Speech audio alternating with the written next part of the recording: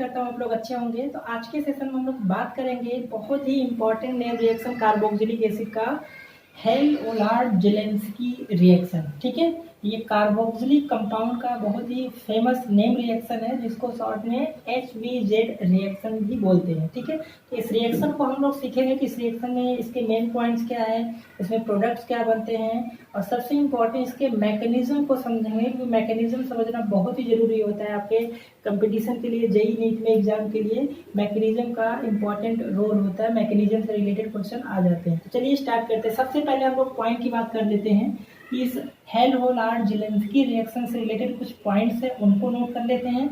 उसके बाद आपके हम बुक में एनसीईआरटी में जो दिया उस रिएक्शन की बात करेंगे, और उसके बाद हम लोग इसके मैकेनिज्म की बात करेंगे। ठीक है, चलिए स्टार्ट करते हैं। तो सबसे पहला पॉइंट हम लोग ये लिख लेते हैं हेल-ओलार्ड-जेलेंस्की रिएक्शन के लिए कि कार्बोक्सिलिक कंपाउंड होना चाहिए और उसके पास अल्फा हाइड्रोजन होना चाहिए। ठीक है, तो पहला कंडीशन ये हो गया carboxylic compound must have alpha hydrogen. ठीक है, अल्फा हाइड्रोजन क्या होता है? कार्बोक्सिलिक जो ग्रुप होगा उसके जो बगल वाला कार्बन हो वो क्या होगा? अल्फा कार्बन, और उसके पास जितने हाइड्रोजन हो उसके क्या बोलेंगे हम? Alpha hydrogen. वो एग्जांपल में भी क्लियर हो जाएगा। तो ये पहला पॉइंट हो गया कि compound must have alpha hydrogen. ठीक है, अब दूसरी हम बात कर लेते हैं। सेकेंड हम बात करेंगे कि इसमें क्या होता है कि अल्फा हाइड्रोजन का हेलोजिनेशन होता है। ठीक है, alpha hydrogen halogenated at alpha position in presence of or treated with। ठीक है, क्या होगा यहाँ पर? H2 होगा, और यहाँ पर उसके साथ साथ क्या होगा? Red phosphorus. ठीक है, ये रिएजेंट होंगे H2 और रेड फॉस्फोरस के प्लेस में क्या होगा कि अल्फा हाइड्रोजन के प्लेस पे क्या आ जाएगा? अल्फा हेलोजन आ जाएगा। ठीक है, उसी को बोल रहा है हेलोजिनेटेड। ठीक है, ये बात हो गई।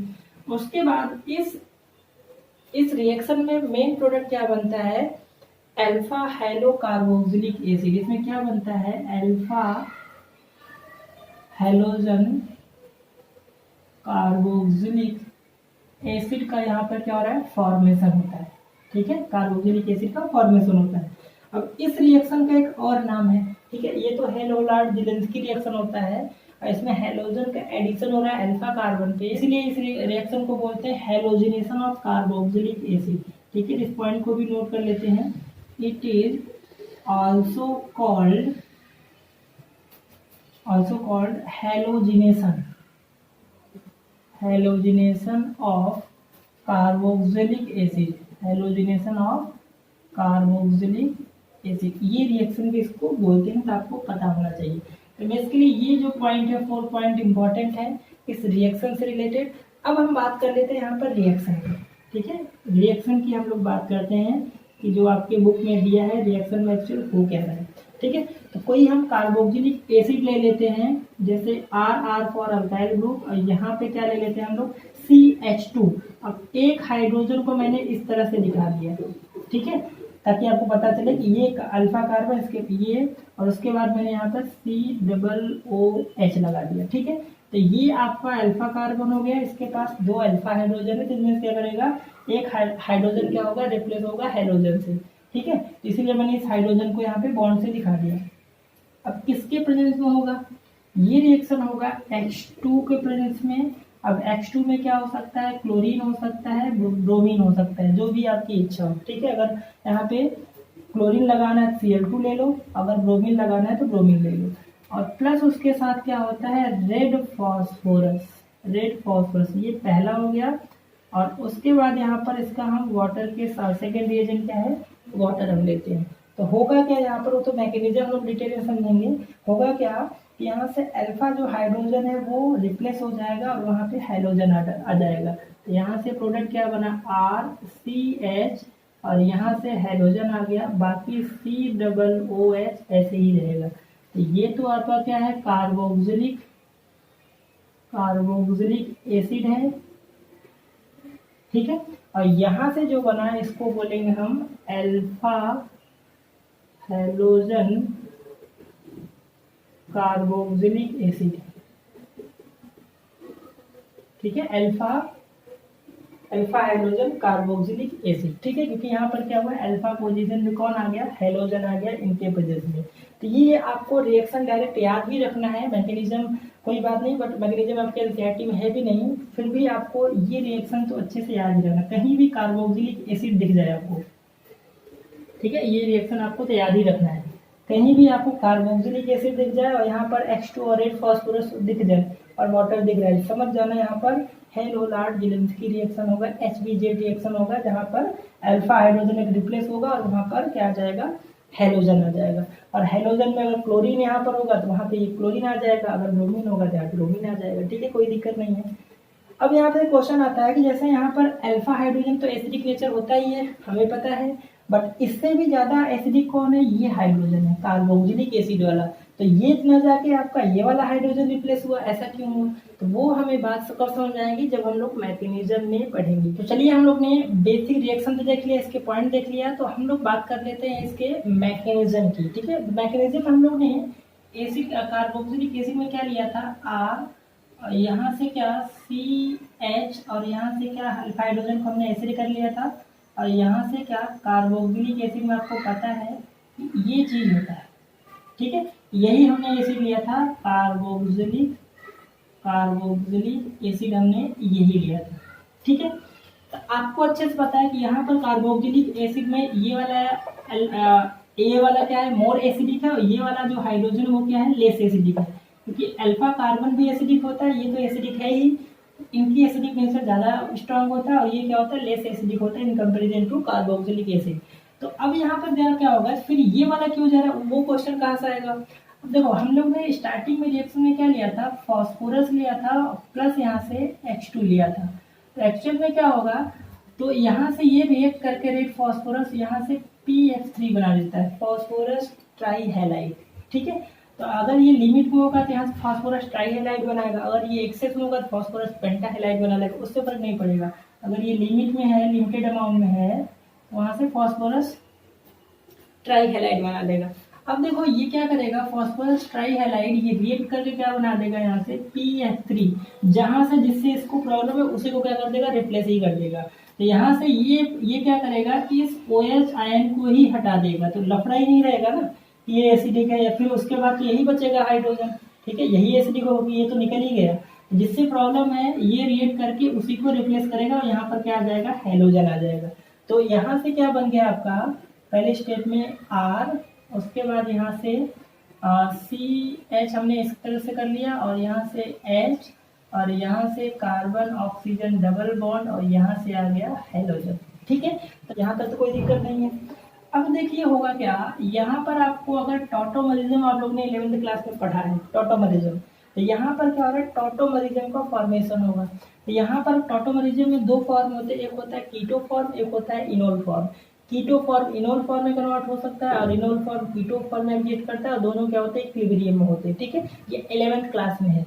तो यहाँ पर ये देखो, ये कीटो फॉर्म है या इनोल फॉर्म, इसमें कौन सा फंक्शनल ग्रुप है, कीटो ग्रुप दिख रहा है नहीं, CO कार्बोनाइल ग्रुप। तो इसका मतलब ये जो है वो कौन सा फॉर्म है, वो है कीटो फॉर्म।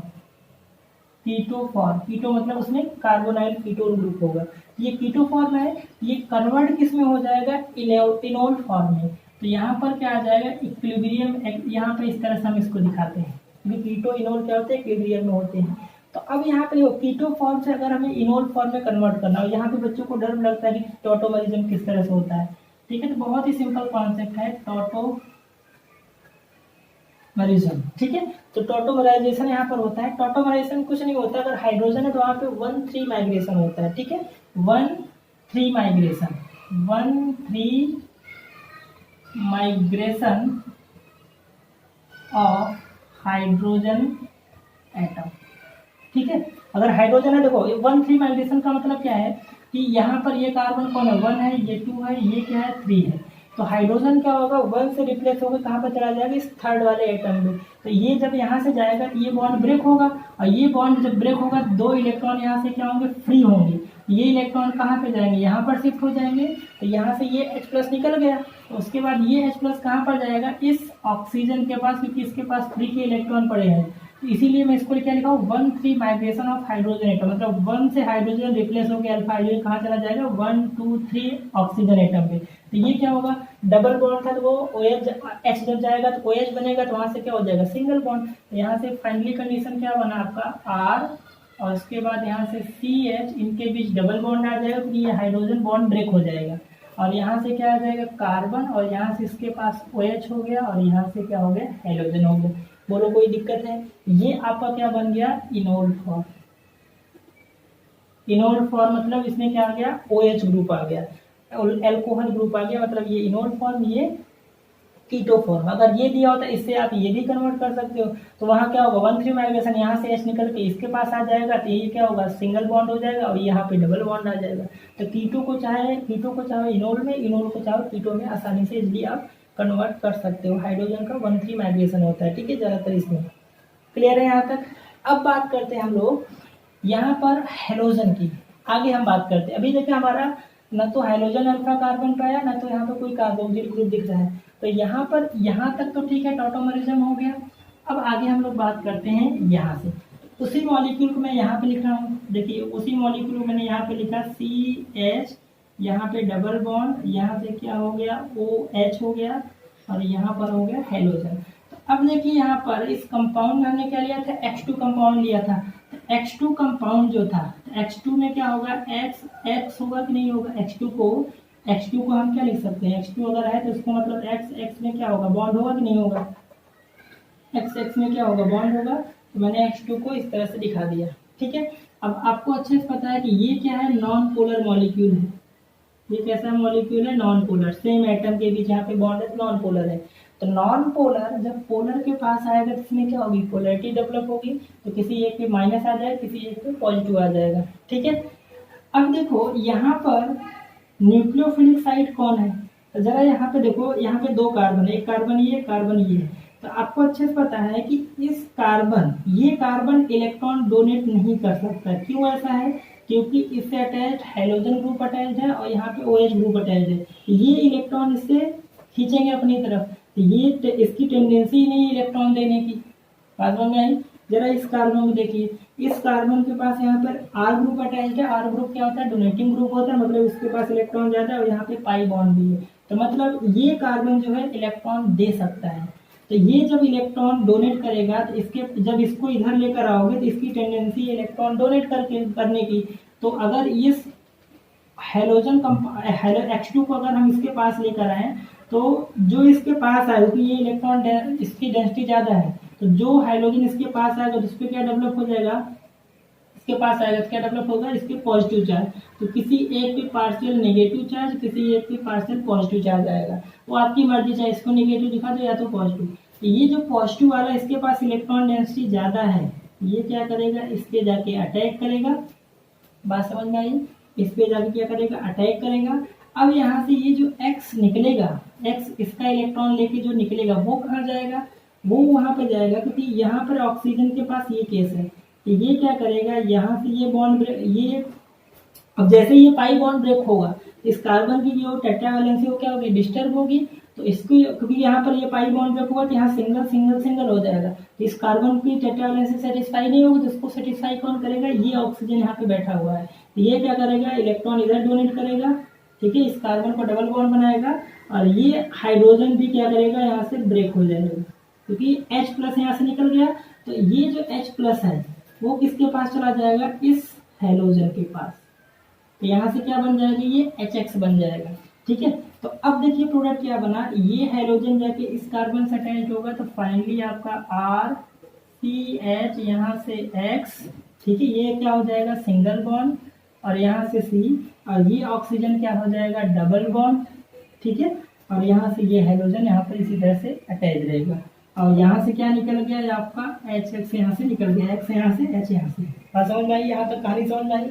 ये हो गया आपका, हम हेलोजन को अल्फा कार्बन पे ला चुके हैं, अल्फा कार्बन पे हम क्या कर रहे हैं हेलोजन को ला चुके हैं। बस आपको क्या करना है, इसको कार्बोक्सिलिक ग्रुप में कन्वर्ट कर दो, आपका काम हो जाएगा। तो चलिए देखिए अब यहाँ पर हम लोग वर्क करते हैं। अब आपको पता है कि सेकेंड रिएजेंट में हम लोगों ने क्या लिया था, वाटर लिया था।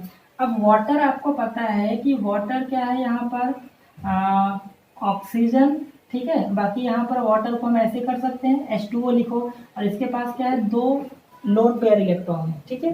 तो यहाँ पर देखिए अब इस कार्बन पर वर्क करते हैं। ये कार्बन क्या है, कैसा कार्बन है, इलेक्ट्रॉन डेफिशिएंट है। कैसा है, इलेक्ट्रॉन डेफिशिएंट है। क्यों ऐसा है, क्योंकि इससे अटैच जो भी यहाँ पर ग्रुप अटैच्ड है वो क्या है, इलेक्ट्रॉन विड्राइंग ग्रुप है। इलेक्ट्रॉन क्या करेंगे, इसे अपनी तरफ खींचेंगे। तो इलेक्ट्रॉन जब खींचेंगे तो इलेक्ट्रॉन ये क्या कमी होगी इसके पास, और ये किसकी तरह काम करेगा, लुईस एसिड की तरह, इलेक्ट्रॉन डेफिशिएंट। तो इसकी जो इलेक्ट्रॉन डिफिशिएंट मतलब इलेक्ट्रोफिलिक साइट हो गया। यहाँ पर न्यूक्लियोफिलिक साइट कौन है, यहाँ पर ये ऑक्सीजन है। तो ऑक्सीजन क्या करेगा, इससे ये बॉन्ड बनाएगा, इससे ये बॉन्ड बनाएगा। तो यहाँ पर कार्बन क्या करेगा, ये जो CO बॉन्ड है वो बॉन्ड क्या होगा, यहाँ से ब्रेक होगा, ठीक है।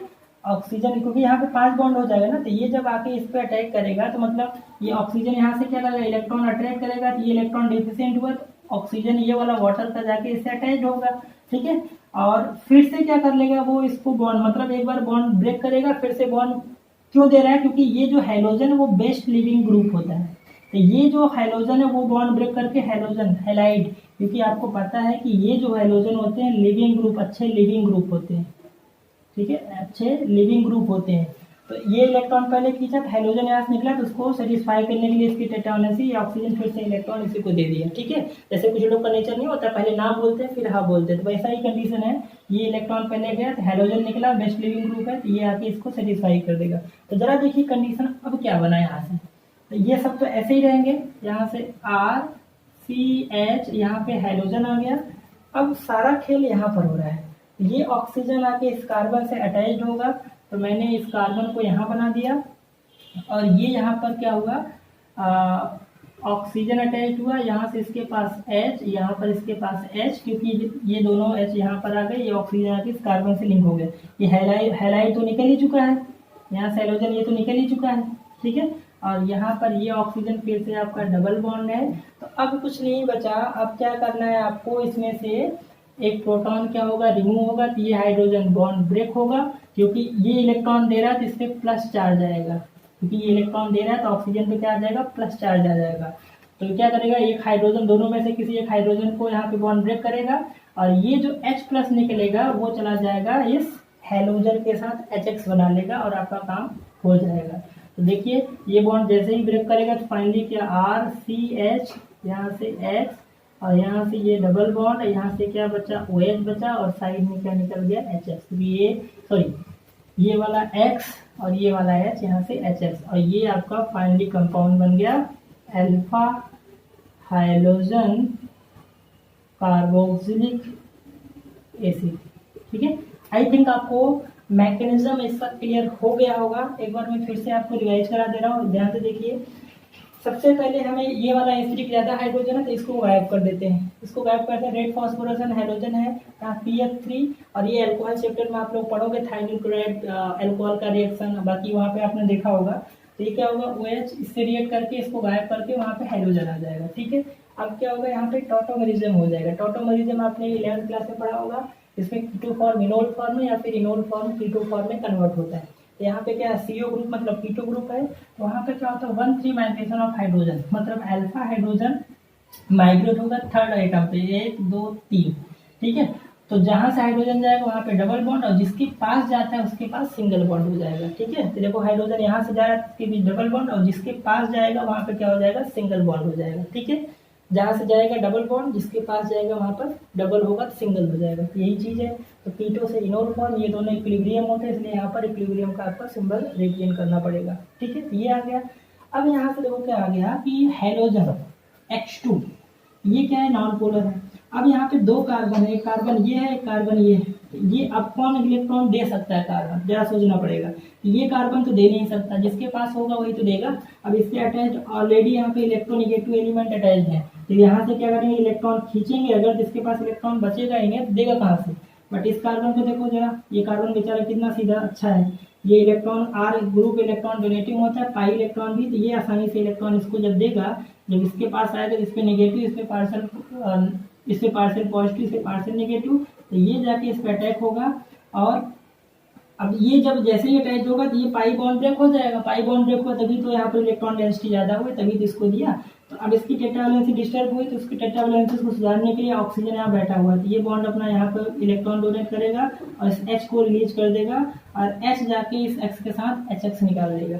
ठीक है, तो आपका ये प्रोडक्ट बन गया। अब क्या करना है, अब हमें अल्फा हेलोजन को अल्फा कार्बन पे तरफ दिया है, अब बस हमें इसको कार्बोक्सिलिक में कन्वर्ट करना है। तो सेकंड रिएजेंट हमने क्या यूज किया था, वाटर।